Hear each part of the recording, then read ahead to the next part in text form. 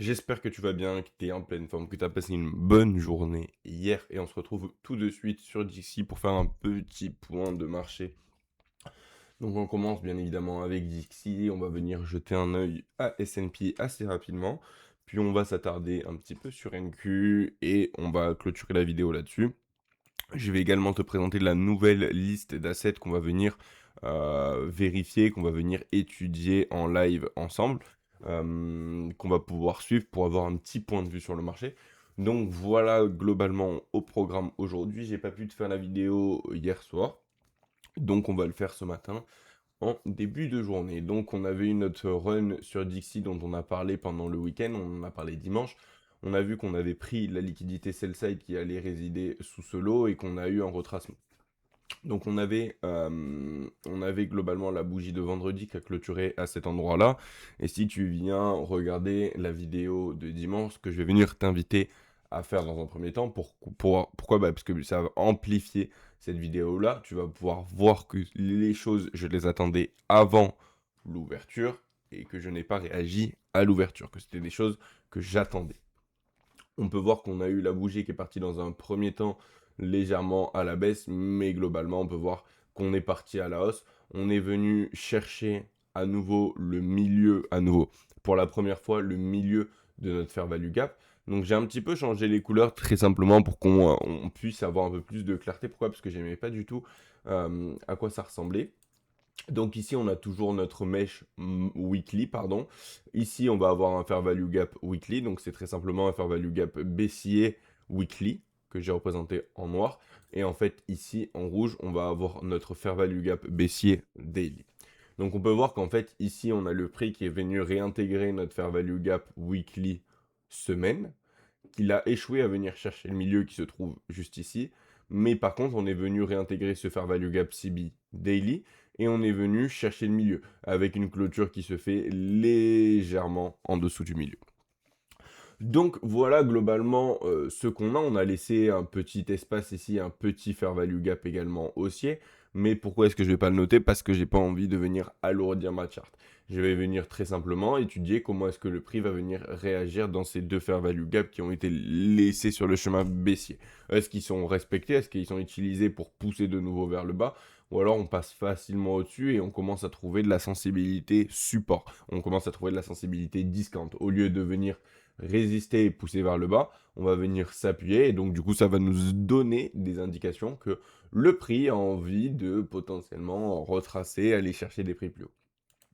Donc ce qu'on attendait nous sur ce début de semaine, c'était de voir dans un premier temps un dollar qui évoluait à la hausse. On peut voir qu'on a eu notre bougie de lundi qui a évolué à la hausse, qui est venue réintégrer notre fair value gap, qui a respecté le milieu dans un premier temps. Comment est-ce qu'on aurait pu anticiper ce mouvement à la hausse et comment est-ce que je te l'ai anticipé? Très simplement, c'est que si tu vas sur du 1 heure, tu vas avoir ta clôture de vendredi qui va se faire juste ici. Mais si tu regardes à gauche, ce qui va être très important, c'est que tu vas avoir un sommet légèrement plus bas et un autre sommet légèrement plus bas avant d'avoir un gros drive vers le bas into la liquidité. Donc en fait, ici, ce que tu vas avoir, c'est que tu vas avoir une zone de confiance pour les retail, tu vas avoir une zone de résistance. Tu vas avoir énormément de traders retail qui vont avoir des positions short ici. Et surtout quand tu vas avoir ce mouvement baissier, c'est-à-dire que ici on peut voir qu'on a un peu cette phase de consolidation avec des stop loss qui vont résider au-dessus de cette phase de résistance. Le prix qui vient break une première fois à la baisse. Donc du coup, en venant chercher ce creux précédent, tu vas avoir des traders qui vont rentrer en breakout en se disant que là, le marché, il est vraiment weak, il est vraiment faible, donc ils vont rentrer en short. Leur short, où est-ce qu'ils vont mettre leur stop loss? Bah forcément, au-dessus des deux highs précédents.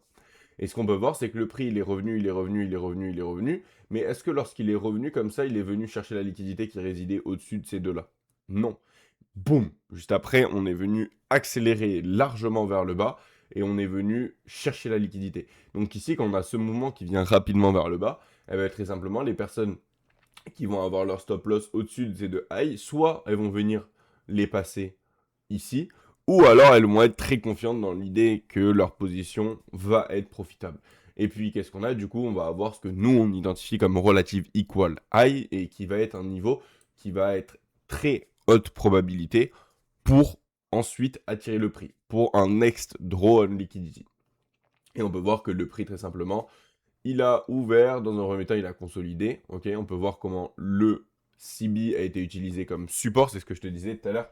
On ne veut pas le voir freiner le prix, mais supporter le prix. On l'a supporté une fois, on l'a supporté deux fois, et on a eu le run qui est venu clean un petit peu ces equal high qu'on a laissé sur la marketplace.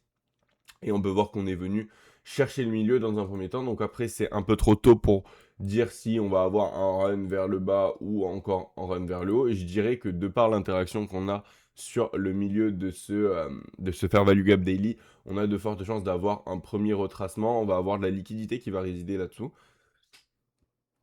Donc ça peut être vraiment intéressant de venir chercher de la liquidité ici et à voir comment on réagirait par la suite, à sachant que du coup, en venant prendre la liquidité là-dessous, on viendrait réintégrer ce fair value gap là, et donc un peu les réactions qu'on va avoir si on respecte le milieu, etc.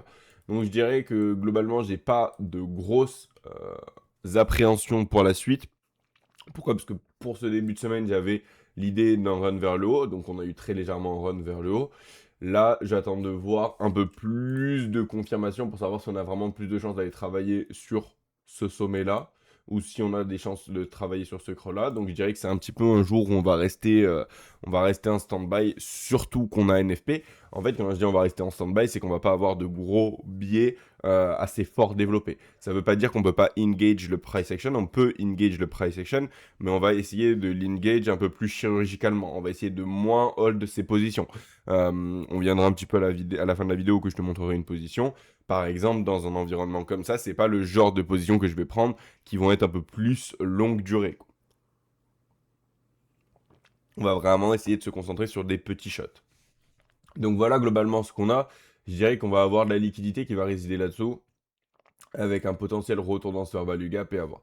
Donc on va attendre de voir pour le moment au niveau de dollars qui nous montre vraiment ses cartes, parce que pour le moment je n'ai pas vraiment d'idée majeure sur ce qu'il peut faire de par l'interaction. Si on était venu légèrement plus haut et qu'on aurait clôturé au-dessus, ça m'aurait donné de la confiance dans un mouvement haussier un peu plus long terme. Mais le fait qu'on respecte pour le moment le milieu, pour moi, peut me dire qu'on va avoir un retracement de ce dernier mouvement. Après, est-ce que ça veut dire qu'on va aller faire un nouveau plus bas? Je ne sais pas. C'est un moment où je préfère honnêtement rester en stand-by avec NFP, avec cette semaine qui va être plutôt mouvementée. Donc, je dirais de ne pas se précipiter, d'attendre un petit peu. On a eu ce run vers le haut qui était assez likely de l'avoir. On va avoir de la liquidité ici. Globalement, ce que je dirais, c'est d'étudier comment le prix réagit si on vient chercher la liquidité, qu'on rejoint dans ce fair value gap. Si on respecte la moitié du fair value gap et on commence à redrive vers l'eau, ce serait positif pour un dollar haussier. Et sinon, bah, il y a des chances qu'on vienne retravailler potentiellement un peu vers le bas encore. Donc voilà globalement ce qu'on a pour Dixie. Au niveau maintenant de S&P et Nasdaq, qu'est-ce qu'on va avoir ensemble? Ce trait-là, ce que tu peux voir, c'est qu'il est exactement le même sur S&P et NQ. Donc c'est juste en fait un repère visuel qui me permet de savoir où est-ce que les candles sont les mêmes. Pourquoi? Parce qu'on a quand même si la chart est très très similaire, on va avoir quand même quelques différences et ça me permet d'identifier les swing low qui sont communs et les swing high plus facilement. Donc on peut voir que globalement, sur Yes, on a toujours cette notion de on vient travailler sur des plus hauts, on a fait un plus haut juste ici, on était venu retracer dans notre suspension block et venu retravailler encore une fois de plus en plus haut. On est venu retracer entièrement le suspension block et est venu chercher la liquidité qui résidait sous ce creux-là. Puis on est de nouveau parti, on est revenu faire un ATH très très rapidement. On a eu un signe Roger retracé, on est venu chercher la liquidité qui résidait sous ce plus bas. On a vraiment eu cette notion de purge and revert avec liquidité qui va résider au-dessus de ce trait blanc. On est venu chercher la liquidité, on a été rejeté. Et ce qu'on va pouvoir faire dans ce cas-là, la liquidité, le scénario purge and revert, ça va être très simplement de venir chercher la liquidité qui va résider soit au-dessus, soit en dessous du plus haut ou du plus bas de la bougie d'il y a 3 jours. Donc en fait, ce que tu vas avoir, c'est que tu vas avoir de la liquidité qui réside ici. On est venu chercher la liquidité, ok. On se fait rejeter, et donc tu vas compter 3 jours auparavant. 1, en comptant forcément la journée de la liquidité. 1, 2, 3. Cette bougie-là, ici, tu vas pouvoir voir qu'il va y avoir de la liquidité qui va résider au-dessous. Donc, ce que j'aime bien quand tu vas avoir ton scénario Purge and Revert, c'est que tu aies un niveau de liquidité qui vienne le confirmer. C'est pas de se dire, ok, 1, 2, 3, et ça tombe par exemple ici, quelque chose qui est un petit peu incohérent. Non. Quand ton scénario Purge and Revert vient match avec un niveau, donc swing low dans notre cas, un niveau de liquidité, ça va venir vraiment augmenter tes probabilités du scénario. Ok. Donc là, on va pouvoir compter 1, 2, 3 dans le passé, 3 jours, 3 sessions de trading auparavant pour savoir quel niveau de liquidité va être haute probabilité. 1, 2, 3. Ce swing low là, cette liquidité là va être haute probabilité sur S&P. Ok. On va pouvoir faire la même chose sur NQ, sauf que le petit problème avec NQ va être que cette fois-ci, quand on vient chasser la liquidité qui va résider forcément au-dessus de tous ces highs, eh ben on va pouvoir voir que on vient clôturer au-dessus. J'aime bien avoir cette notion de rejet, mais lorsque forcément on va avoir cette bougie-ci qui part vers le bas, ça va nous confirmer le fait que on n'a pas eu une grosse expansion. Donc on va pouvoir faire la même chose, se baser sur cette journée-là et faire du 1, 2, 3. Et ça va me donner également ce niveau-là. Il me semble que j'en ai déjà parlé dans la vidéo de dimanche de ce scénario Purge and Revert, ou en tout cas, dans la vidéo de dimanche, ce que je t'ai annoncé, c'était un premier mouvement vers le bas. Donc on va venir voir après un petit peu plus si on a eu ce mouvement vers le bas, mais comment est-ce que j'ai pu anticiper ce mouvement vers le bas? C'est déjà dans un premier temps grâce à ce scénario Purge and Revert qui est venu chercher ce lot et qui rendait ce lot haute probabilité. Ok, donc honnêtement, je pensais qu'en venant travailler sur ce lot, en venant chasser ce lot, on allait avoir. Donc oui, tu vas me dire, on a eu un peu d'accélération, on a quand même on est quand même allé légèrement plus bas que ce lot, on a travaillé à la baisse. Mais honnêtement, je pensais qu'en venant chercher ce lot, on allait venir travailler également là-dessus. J'avais énormément on va dire que j'avais un peu beaucoup plus de conviction que le mouvement. Donc j'ai visé ce niveau-là et on peut voir que honnêtement le prix il est venu, il est échoué à venir chercher ce niveau et il est en train d'évoluer à la hausse. Ok. On peut voir que sur S&P, on a le mouvement qui est parti à la baisse, qui est venu chercher ce niveau de liquidité, donc du coup le niveau Purge and Revert, qui est venu chercher le milieu de notre suspension block, pour rappel, au milieu parfaitement avant de drive de nouveau vers le haut, d'évoluer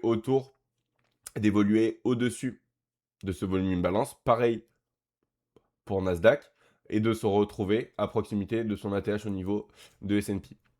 Donc globalement, la clôture qu'on a au-dessus du volume in balance ici, ça va nous donner confidence, ça va nous donner de la confiance dans le fait que S&P va potentiellement avoir de fortes chances de venir retravailler forcément sur son ATH, et vice-versa sur NQ, pas son ATH, mais qu'on vienne au moins retravailler ce plus haut.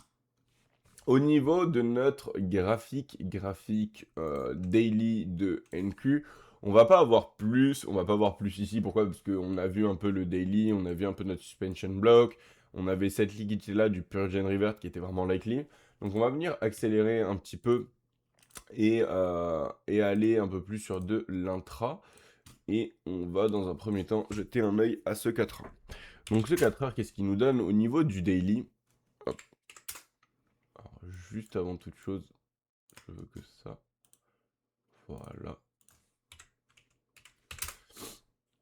Donc au niveau de notre daily, qu'est-ce qu'on a? On avait pour rappel notre breakaway gap. Ici, pourquoi est-ce que c'était un breakaway gap? Parce qu'on peut voir que le prix avait laissé ce fair value gap CB ouvert complètement et a évolué à la hausse. Donc tout le long qu'on avait laissé ce fair value gap CB ouvert, ça va nous indiquer un marché beaucoup plus faible. Ici, on peut voir qu'on a eu le run vers la buy side liquidité qu'on avait pu suivre pendant longtemps, qu'on avait attendu et qu'on disait que ce niveau avait vraiment énormément de chances d'être atteint avec le temps de par toute la liquidité qu'elle est résidée. On a eu le run, on est venu travailler sur la buy side, on peut voir comment les bougies s'arrêtent sur la partie haute de notre fair value gap, ok. Et on a eu un drive vers le bas, on est venu challenge ce petit creux juste ici avant de pouvoir retracer. Donc maintenant, ici, qu'est-ce qu'on va avoir? On va avoir le fait qu'on est venu chasser la liquidité, qu'on a commencé à retracer. Et globalement, on avait notre clôture vendredi ici. Quand on a fait la vidéo vendredi, on se retrouvait à cet endroit-là. Ok. Donc, juste on va venir faire quelque chose, on va venir copier ce niveau qui était l'objectif per gen revert et se le mettre ici, mais ça va... Ouais, si je prends celui de S&P, ça va pas le faire. Voilà, parfait. Donc, on a clôturé vendredi à cet endroit-là, et si tu viens regarder la vidéo de vendredi, forcément je te dis qu'on a des chances de gap à la hausse ou à la baisse, mais que si tu prends le temps de regarder et d'étudier ce que je te dis qu'on a de fortes chances d'avoir un gap à la baisse. En tout cas, moi, j'avais des convictions d'avoir un gap baissier, d'accord, et qu'on continue potentiellement à évoluer à la baisse pour venir chercher ce lot, pardon, et c'est ce que je te disais. J'avais de conviction qu'on allait chercher ce niveau de sell-side liquidité. Donc, c'était globalement ma target finale pour mon trade. On va pouvoir voir après ce que ça a donné le résultat. Mais qu'est-ce qui s'est passé? On peut voir qu'on a évolué à la baisse, pardon. On est venu chasser le niveau de liquidité qui était haute probabilité juste ici. Poum. On est venu dans notre fair value gap inversé. Pourquoi est-ce que ce fair value gap là, je le regarde, ce fair value gap inversé, et pas ce fair value gap haussier ou pas ce fair value gap haussier?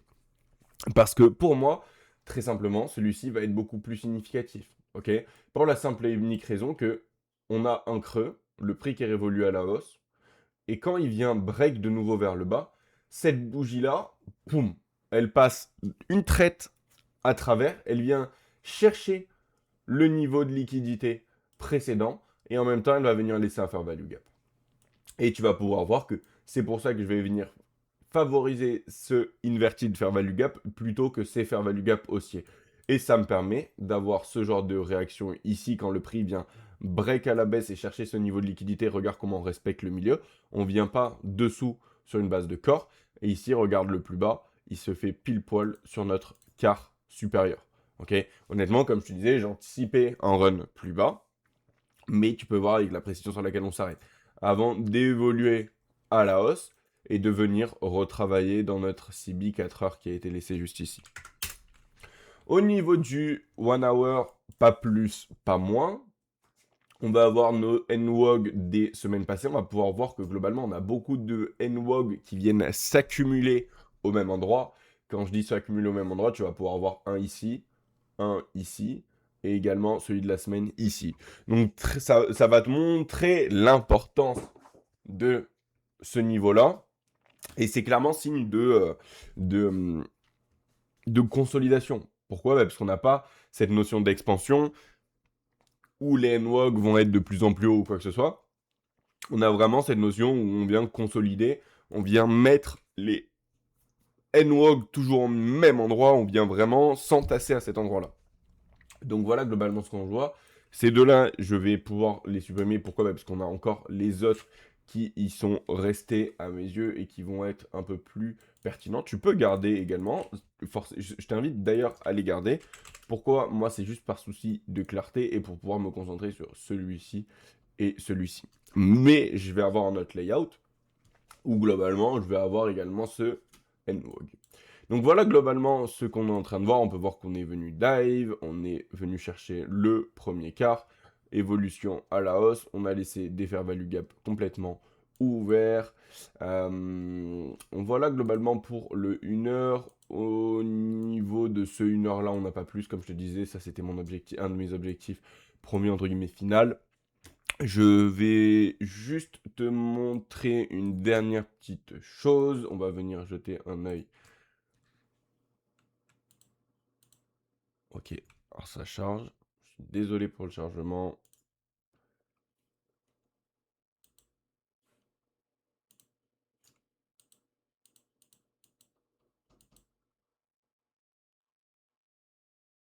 Ok. Ben, on va peut-être pas regarder. Alors, je suis désolé. Laisse-moi 2 petites secondes. J'essaye de comprendre pourquoi ça ne veut pas.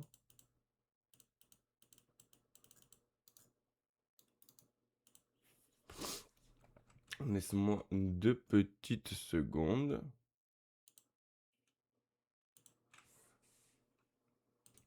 Ok, donc du coup j'ai fait une petite pause. Pourquoi? Bah, parce que très simplement ça ne fonctionnait pas du tout. Donc voilà ce qu'on a sur la journée de la veille. On a globalement une journée qui est uniquement one side. ok? On peut voir qu'on a l'ouverture de minuit, on a un premier mouvement vers le bas. En fait, ça va clairement être la manipulation du Power 3. On vient manipuler, on vient accumuler des positions qui vont résider sous ce lot. Et puis après, globalement, on a une journée qui est uniquement one-side, avec une ouverture à 9h30 qui évolue directement vers la hausse, et qui après vient globalement continuer de pousser très calmement, mais on n'a pas grand-chose. On a vraiment cette notion où on est allé uniquement dans un sens toute la journée. Si tu le regardes, on n'a pas de retracement majeur. On a laissé pas mal de pools de liquidités qui vont être intéressants pour la suite, bien évidemment. Au niveau des poules de liquidité, j'en vois un sous ce lot, ce lot, ce lot. Et j'en vois un également ici.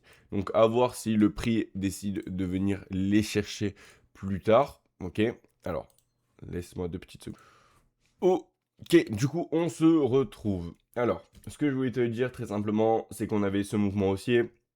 Ce que je vais venir t'inviter à faire, du coup, pour avoir vraiment le bénéfice de me croire dans ce que je te dis, ok, c'est que lorsque le prix est passé au-dessus de notre NWOG, juste ici, ok, après l'ouverture de l'opening bell, ce que je t'ai dit, c'est qu'on avait un equal high qui résidait ici. Si tu prends ce sommet et que tu regardes celui-ci, celui-ci est légèrement plus bas, et on va vraiment avoir un gros bloc de price action à cet endroit-là. Donc vraiment quelque chose de très important. Donc en fait, ce que je te disais, c'est que si le prix évolue au-dessus, pour moi, il y avait de fortes chances qu'il vienne travailler sur ce equal high, et globalement, il est venu le chercher en fin de journée, très simplement. Ça va venir te donner quelque chose comme ça, et tu vas pouvoir voir qu'on est venu le travailler très simplement en fin de journée. Donc c'était globalement mon idée. Est-ce que je l'ai trade? Absolument pas, parce que j'avais déjà un trade à l'opposé qui a été très profitable, donc j'ai pas voulu chercher plus loin. Mais voilà globalement ce qui m'intéressait sur la journée de la veille. Au niveau, encore une fois, des mouvements à venir, je dirais que forcément, on a plus de chances de, à court terme, voir un mouvement haussier. Le truc que je dirais qui va être un peu tricky va être le fait qu'on a un FP en fin de semaine et qui va pouvoir créer énormément de mouvements. Ce qui va venir m'embêter, c'est que forcément, oui, j'ai eu tout ce mouvement haussier, très bien. Mais il faut toujours garder un œil à ce que tu vois en RTH et ce que tu vois en Electronic Trading Hour. Donc ça, on n'en a plus besoin. Et maintenant, c'est ce que je veux te montrer. C'est le ETH RTH. Maintenant, si tu regardes en RTH, en fait, ça va très simplement être Electronic Trading Hour. Ça va être juste basé sur 9h30 à 16h14. Ok, ce sera l'entièreté de tes sessions. Mais si tu regardes ce graphique, tu vas pouvoir voir que tu as un creux juste ici, un autre creux juste ici et un autre creux juste ici. Donc si tu regardes ce graphique, qu'est-ce que tu vas penser avec ce niveau-là? Tu vas penser que c'est un niveau de support ultra strong. Et donc c'est ça qui m'embête et qui me dit que oui, on a évolué à la hausse, mais ça reste à mes yeux intéressant de venir retravailler à la baisse. En fait, ce niveau-là pour moi est vraiment trop majeur et trop obvious. Est-ce que je me trompe? Peut-être que je me trompe, mais ce que je me dis, c'est qu'en fait, le prix, très simplement, il a évolué à la hausse pour venir chasser ce equal high et potentiellement combler cet opening range gap avant de, pourquoi pas, avoir un run de nouveau vers le bas. Est-ce que ça veut dire qu'on va avoir un run vers le bas? Je ne sais pas. Honnêtement, je ne sais pas. Mais pour moi, ce niveau-là me paraît un peu trop évident et me saute un petit peu trop aux yeux pour le coup de suite. Donc on va voir un peu ce qu'on a par la suite. Je dirais qu'aujourd'hui, même chose que pour Dixie, j'ai pas de grosses conviction sur un mouvement. Pourquoi? Parce que très simplement, j'ai été baissier sur ce mouvement. On a pas mal de liquidités qui résident plus bas. Donc en fait, ce que je vais venir faire sur cette journée, beaucoup plus, ça va être venir monitorer, venir regarder comment est-ce que le prix va venir évoluer dans ce fair value gap là. Est-ce qu'on respecte de nouveau le milieu et du coup on va drive de nouveau vers le bas? C'est plutôt ça que je vais venir regarder sur cette journée d'aujourd'hui. Venir très simplement observer la réaction du prix sur nos certains niveaux. Ok. Maintenant, au niveau, on va finir avec du coup forcément le trade que je t'ai parlé dans le week-end dimanche. Donc dimanche, globalement, on se trouvait forcément à peu près à cet endroit-là. on va pouvoir voir qu'on a eu l'ouverture comme je laisse compter avec le gap, et tu vas pouvoir voir que j'ai pas directement pris mes profits. Pourquoi? Bah, parce que très simplement, il y avait absolument rien qui me disait de prendre des profits à cette ouverture. Et donc j'ai très simplement attendu un peu plus tard dans la soirée pour venir clôturer ma position. Donc je suis allé me coucher un peu plus tard que d'habitude. Pourquoi? Bah, parce que très simplement, avant d'aller me coucher, je voulais avoir eu la possibilité de sortir un autre contrat du marché en profit. Et pourquoi? Bah, parce que ça m'a permis de mettre mon stop loss à break-even. Globalement, plus ou moins, tu vas pouvoir voir que le dernier contrat, je le sors à 25 864 et mon entrée est 25 892. Donc légèrement en profit, mais histoire de me sécuriser, de pouvoir aller me coucher l'esprit tranquille. Donc on a ouvert, le marché a évolué légèrement à la baisse. Ok, on a eu un premier retracement et on peut voir que globalement je sors sur cette bougie et voilà globalement où se fait. Donc ça c'était le premier contrat que j'ai sorti que je t'ai montré dans la vidéo de dimanche. Voilà le deuxième contrat que je sors jeudi soir. Pardon, dimanche soir. Et après, honnêtement, le troisième contrat qui sort à break-even. Parce que comme je te disais, j'avais pris que 3 contrats sur cette position. J'avais pris que 3 contrats. Et comme je te disais, j'avais énormément de conviction qu'on vienne chercher la liquidité sous ce niveau-là. Donc en fait, très simplement, quand on est venu chasser l'objectif que je t'avais donné, j'ai commencé à prendre mes profits et j'ai laissé un contrat run pour, dans le doute où on venait chercher ce niveau-là. Mais c'était la seule idée. Mon stop loss, j'aurais honnêtement pu le mettre au-dessus de mon NWOG pour venir sécuriser un peu plus de profit. Mais là n'était pas le but de la manœuvre. Donc voilà globalement ce qu'on a pour la position de dimanche. Pas plus, pas moins. Comme d'habitude, on en discute sur Discord. On discute un petit peu de tout ce qu'on voit sur Discord, de mes positions, de ce qu'on a sur le marché. Par la suite, je voulais te parler d'une nouvelle liste d'assets qu'on va venir monitorer. Je vais faire une nouvelle vidéo, une nouvelle série. Si tu as des recommandations au niveau des assets que je vais venir intégrer dans cette série, je t'invite à me le dire avec plaisir. Pour le moment, qu'est-ce que j'ai sélectionné? J'ai sélectionné euro-dollar, USDJPY, le cacao, le coffee, le bitcoin, le crude oil, le silver et enfin le gold.